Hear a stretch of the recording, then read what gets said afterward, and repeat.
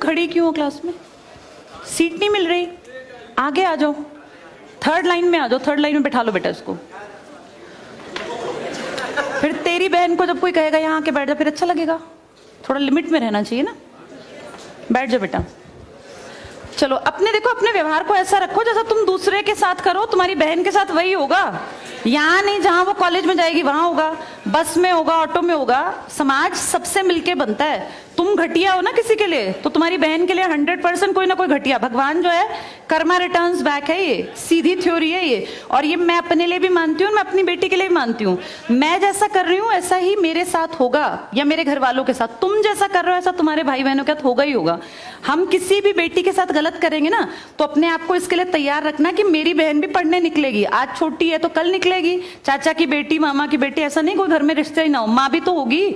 जैसा तुम कर रहे हो ऐसा तुम्हारी माँ के साथ जरूर घटित हुआ होगा। अब तुम कर रहे हो। बड़े अच्छे कई एड्स हैं, उसमें एक जवान लड़का ना सीटी बजा रहा होता है, तो उसकी माँ, देखा तुम लोगों ने वो, उसकी माँ कहती है बेटा मत कर। तुम्हारी उम्र का था वो लड़का, उसकी माँ लगा लो मेरी एज की, मुझसे 2-4 साल बड़ी होगी, क्योंकि जो बच्चे 20 के हैं उनके माँ 40-45, उनकी माँ 45 साल तक की होती हैं। तो लगातार सीटियां बजा रहा है। उसकी माँ उसको कहती है बेटा मत कर, वो इरिटेट हो जाती है। तो फील करता है कि मेरी माँ ऐसा क्यों, मतलब क्यों चिढ़ रही है सीटी बजाने से, घर में बैठ के बजा रहा था सीटी।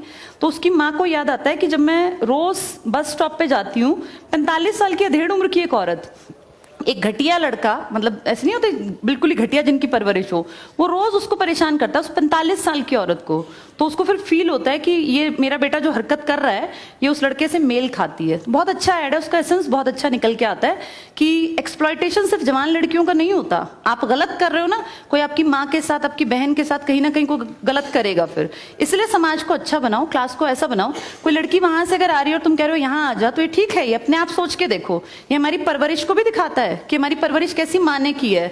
अपनी बेटियों को जितने हम संस्कार देते हैं ना, उससे ज्यादा बेटों को देने चाहिए, क्योंकि गलत करने वाले लड़के ही तो है ना, किसी के प्रति गलत कमेंट करने वाले।